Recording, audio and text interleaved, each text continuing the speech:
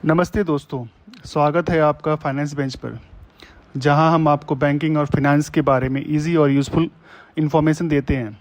आज हम आपको एक इम्पॉर्टेंट टॉपिक के बारे में बताएंगे, bank account dormancy. Dormant account क्या होता है? डॉर्मेंट अकाउंट का मतलब है इनएक्टिव अकाउंट। अगर आप 2 साल तक अपने सेविंग्स या करंट अकाउंट में कोई भी ट्रांजेक्शन नहीं करते हैं तो बैंक उस अकाउंट को डॉर्मेंट मार्क कर देती है। जब तक आप अकाउंट एक्टिवेट नहीं करते हैं एटीएम, यूपीआई, चेक या ऑनलाइन ट्रांसफ़र यूज़ करके, तब तक इसे डॉर्मेंट ही माना जाता है। डॉर्मेंट अकाउंट होने के जो मेन कारण है वो क्या है? रेगुलर ट्रांजेक्शन ना करना, एटीएम, यूपीआई, चेक यूज़ बंद कर देना या पिन जानकारी ना होने का ट्रांजेक्शन ना करना।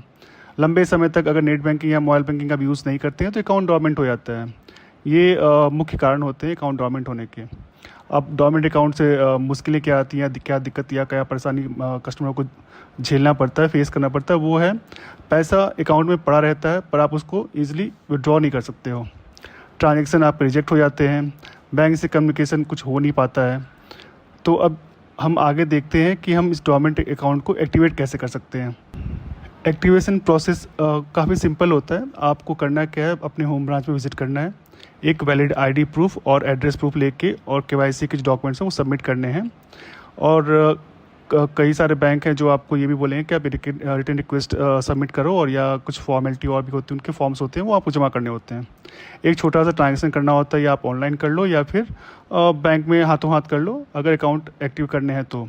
ये बैंक टू बैंक डिपेंड करते हैं। आप कभी 7 दिन के अंदर कर सकते हो या 15 दिन के अंदर कर सकते हो, लेकिन एक ट्रांजेक्शन अकाउंट एक्टिव होने के बाद होनी चाहिए, वरना अकाउंट फिर से डॉर्मेंसी में चला जाता है। डॉर्मेंसी अवॉइड करने के जो टिप्स हैं वो आप अपने पास रखें। इससे क्या है कि आप अपने आप को या फिर अपने जो साथी हैं या फिर सहयोगी हैं उनको बता सकते हो कि उनके अकाउंट जो है वो डॉर्मेंट ना हो फ्यूचर में, और काफ़ी सारी जो परेशानियां हैं उनसे वो अवॉइड कर सकते हैं।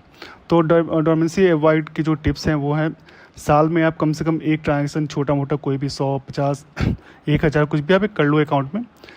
एक आप रिकरिंग डिपॉजिट खोल सकते हो जो मंथली आपके अकाउंट से कटता रहता है, तो इससे भी आपका अकाउंट एक्टिवेट रहता है। अब आप एक छोटी सी कहानी मैं शेयर करना चाहूँगा आप लोग के साथ। अजीता की कहानी। उनका अकाउंट कैसे डॉर्मेंट हुआ, उन्होंने क्या परेशानियाँ फेस की और कैसे उसको ओवरकम किया।